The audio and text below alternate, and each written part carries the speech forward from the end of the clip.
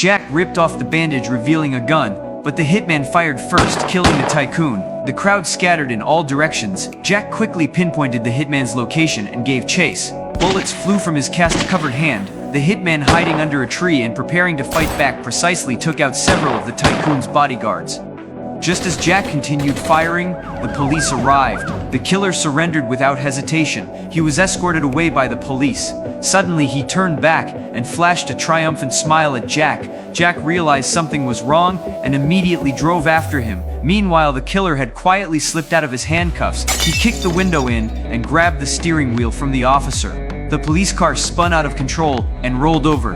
By the time Jack arrived, the killer had already vanished. Jack guessed that the killer would surely head to the airport, so he hired a taxi and posed as the driver. Soon the hitman got into the car. Jack drove the car onto a secluded side road. The killer saw the shredded driver's license and realized he had fallen into a trap. Both men drew their guns, but no one fired the first shot. Suddenly, the killer aimed his gun at a nearby soccer field.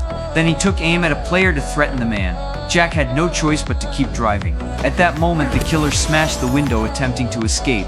The killer seized the opportunity and leaped out of the car. Jack wanted to chase after him, but the police arrived. So he hurriedly left and got into a new car, pretending to be a passenger. When he got home, he tried to track down the killer, but the killer was watching him. Jack and the killer engaged in a fierce gunfight. He then cornered the killer. Next, he disconnected the natural gas line and poured alcohol on the floor. Finally, he set the alcohol ablaze. The killer immediately used a table for cover. The massive explosion still sent him flying.